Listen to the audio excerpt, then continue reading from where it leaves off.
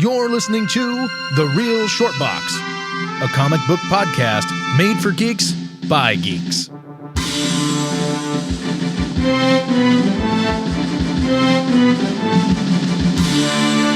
All right, you fuck sticks, it's time for a podcast. Welcome to The Real Short Box. Fuck you. Wow, that's pretty disturbing. You're going to greet the audience with such crude language. You don't think that would work? Should I? I was just trying to be confrontational, like some of those. What are they? There's really hardcore political podcasts. They seem to get a lot of views. So I thought maybe I could. But what about not working? Families and the children that may tune in? That you might scare them away. Okay, well, thank you for tuning in to The Real Short Box. You may have just heard some confrontational material. Perhaps it was a fever dream of yours, not ours, because we can do no wrong. You are getting sleepier and sleepier. You will give us all your money. All your money will be donated to The Real Short Box now. In fact, actually, you'll give us your car, too. We like cars. Give us all your money, your cars, and candy.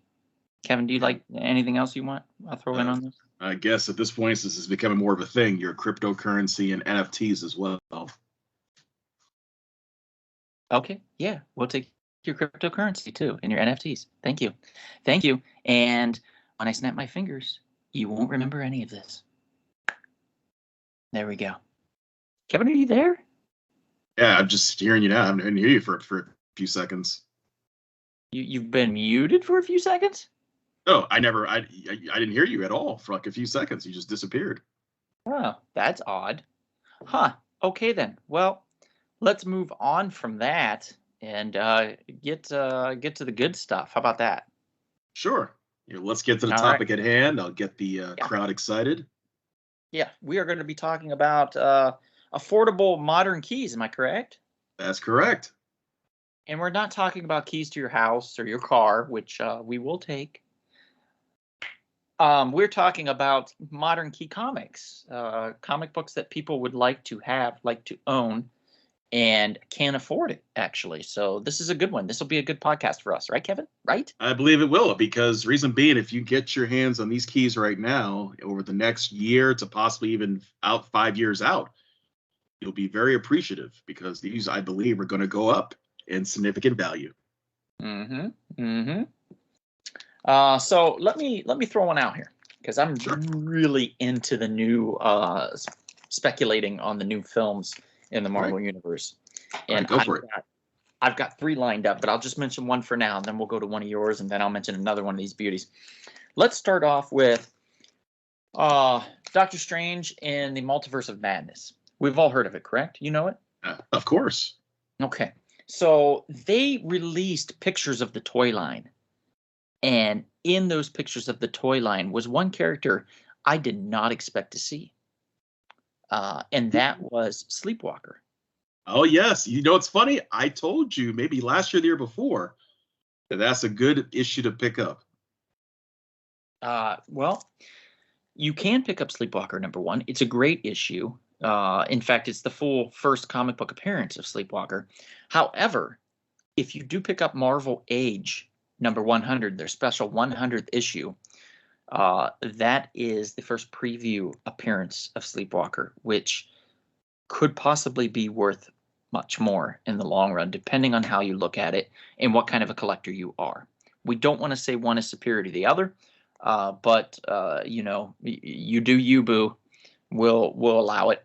But Marvel Age special 100th issue is an interesting one, and I think this might end up being the more valuable one. And you want to guess why, Kevin? Tell me why. Because it's a special silver cover. Ooh. And the silver cover is hard as hell to not show spine ticks or any type of cover scrapes or scratches, anything. It shows it extremely well, which means it's very hard to get one of these in excellent condition. Like near mint condition, near impossible. But they're out there. You just have to really look. And you can still find this issue Kevin, I just picked this up a week ago for $1. Oh, And then nice. about 3 months ago, maybe even 2 months ago, I picked it up for $1.75.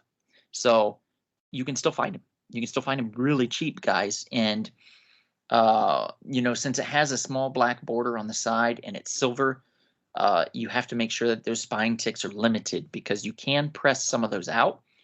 But if there's a color break on that black border, you're humped. So you just have to be very careful with this. It's an exciting issue.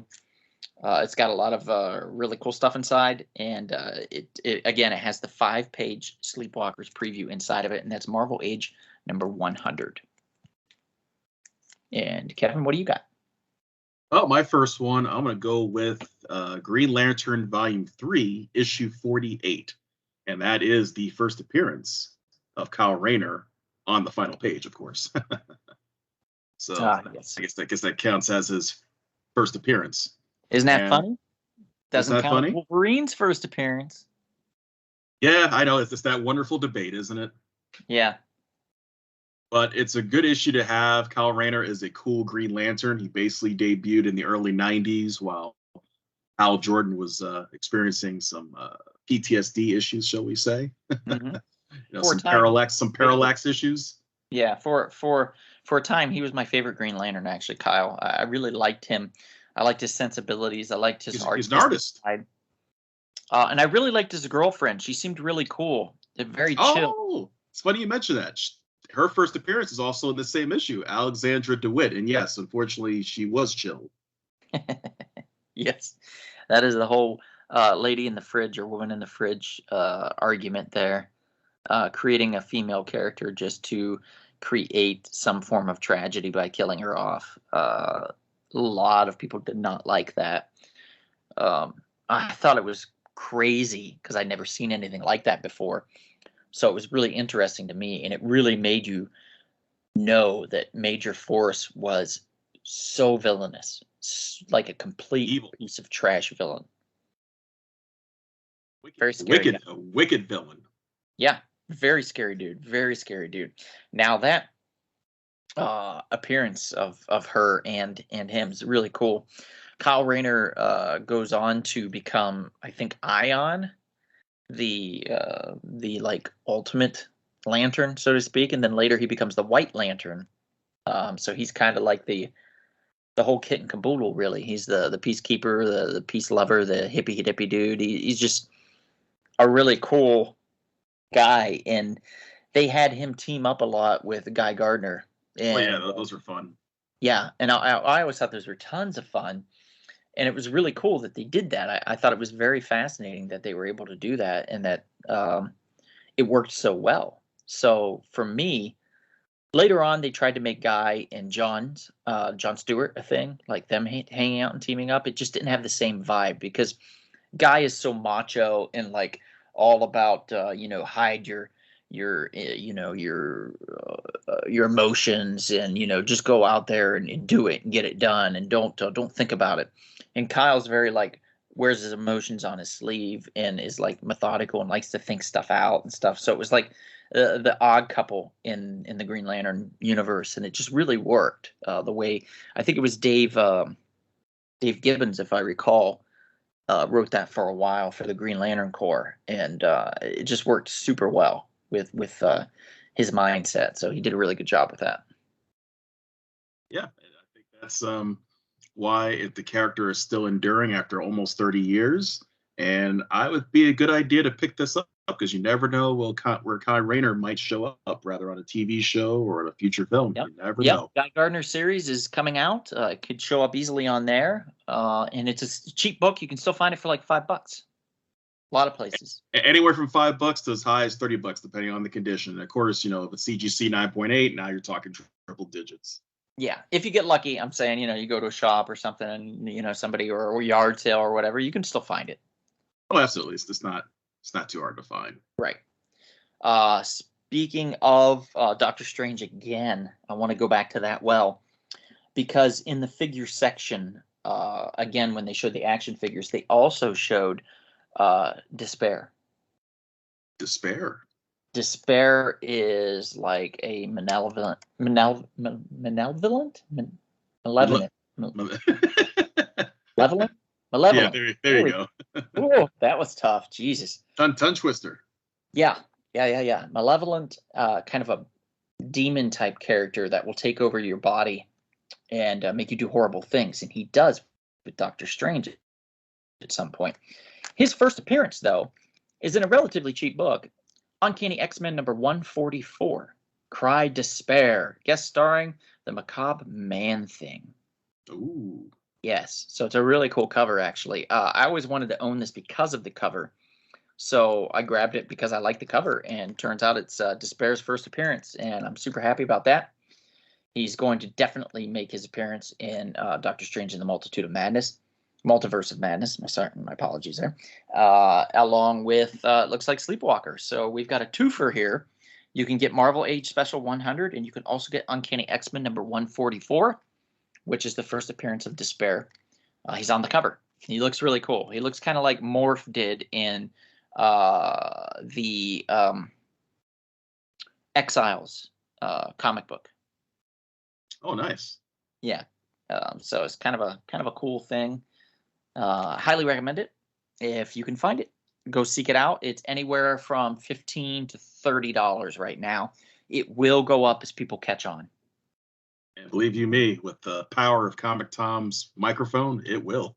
Yeah, don't even get me started. All right, you have another one?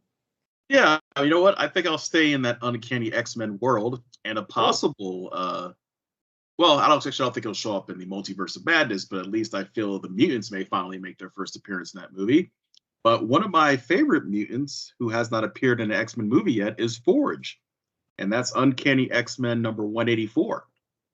Forge is a pretty cool mutant. He has the ability to just comprehend and build anything out of nowhere.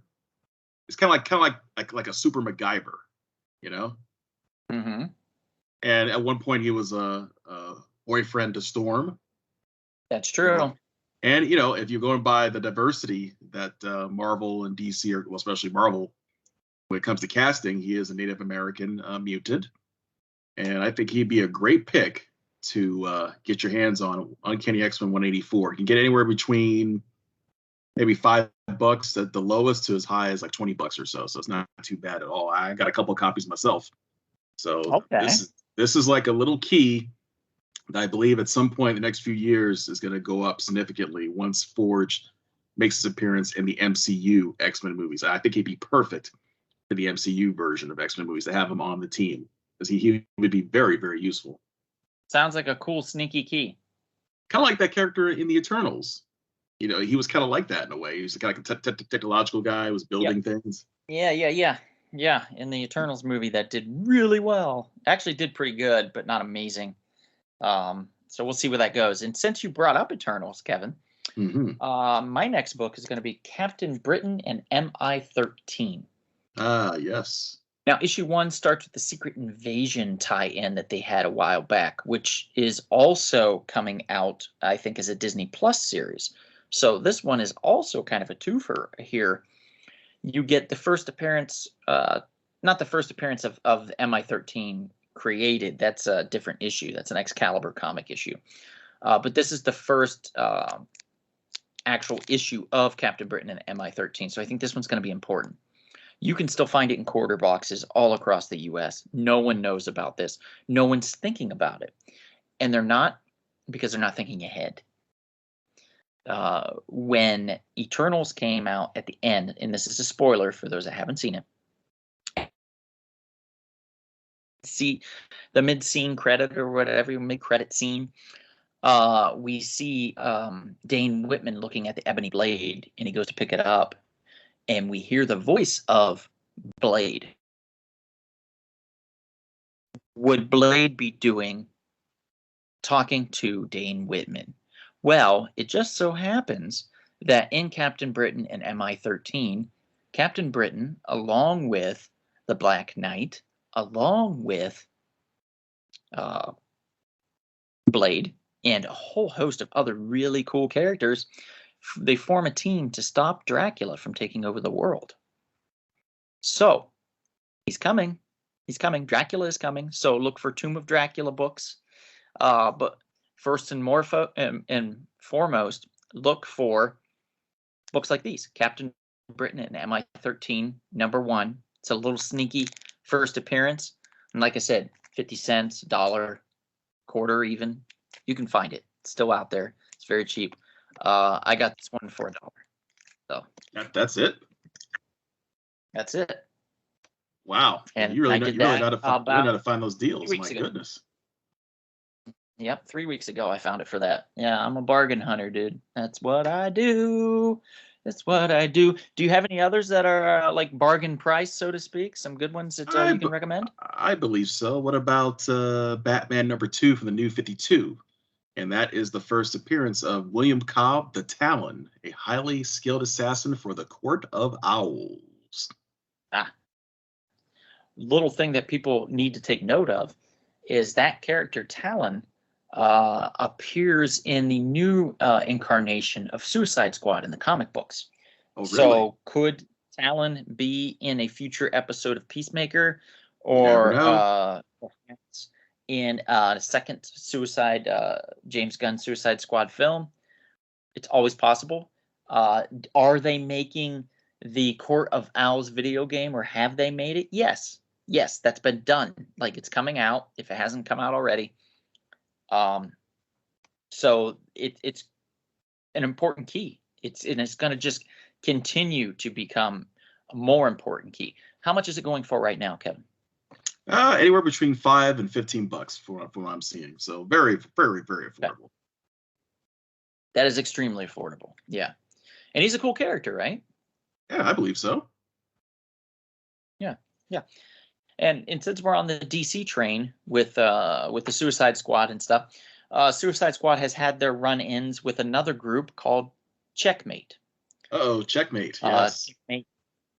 Checkmate has had their fingers in a lot, and I would not be surprised if we hear of Checkmate in, again, future Suicide Squad films, or Peacemaker, or a host of other HBO Max series that are going to be coming out to rival that of Disney Plus.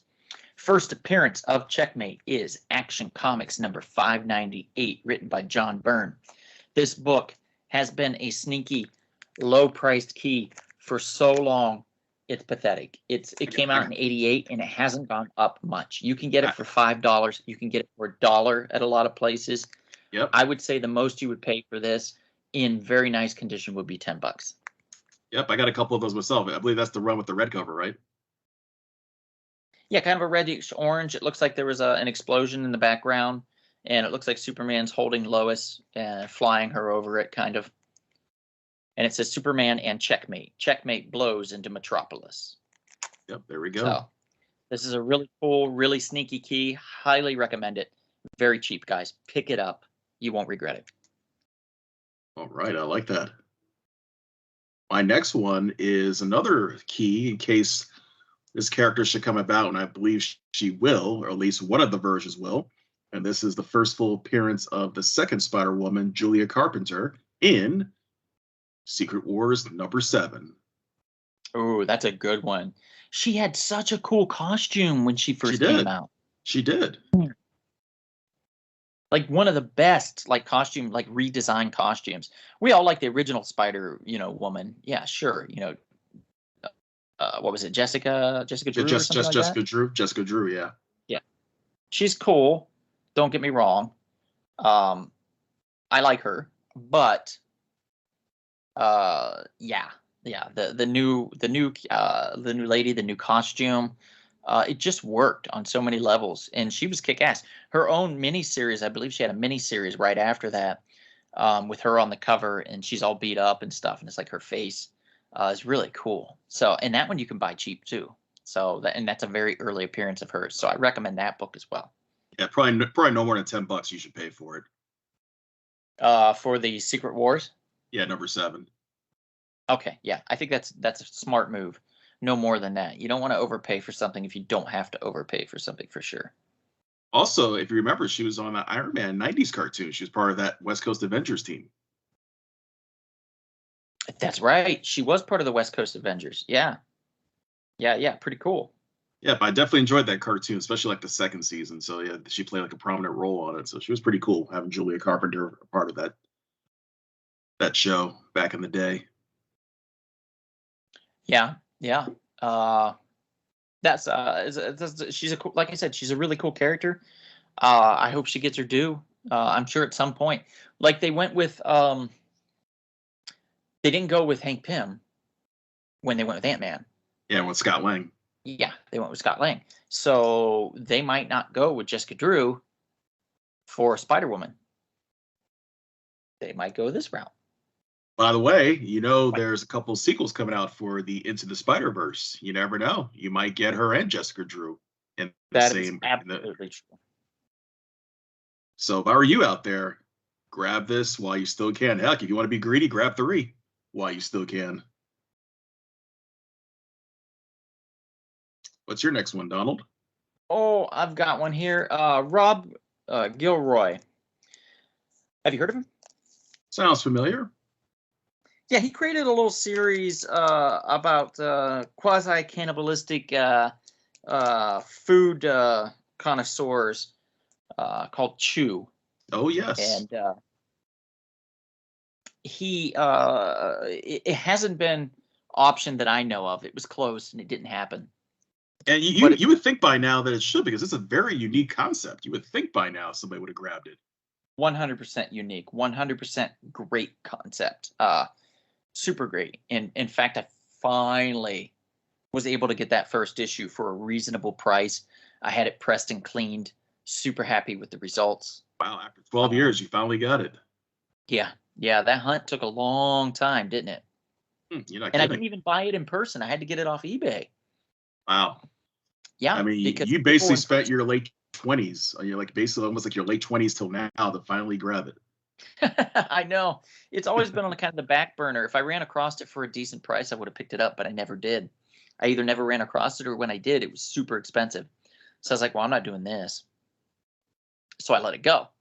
But I did pick up very recently a series called Farmhand, which is about growing body parts for people.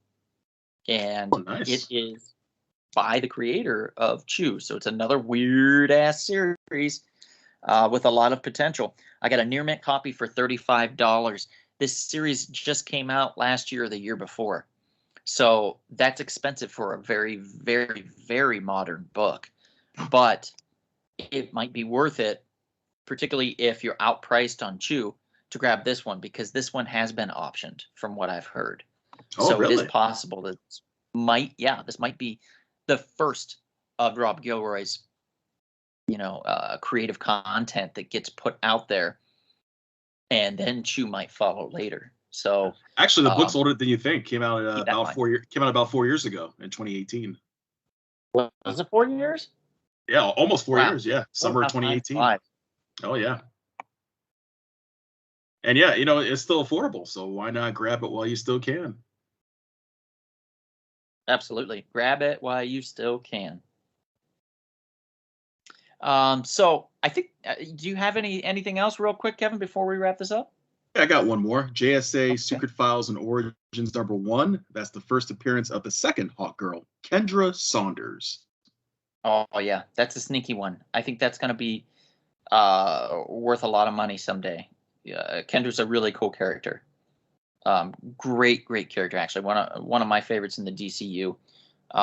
Particularly, I believe they used her for the Justice League animated series as well. Excellent. So that's a little sneaky one there. Grab it while you still can. So highly recommend it. I think that's going to be a real sneaky key also. And that is going to do it for this round, ladies and gentlemen. Everybody, eat our shit and have a good night.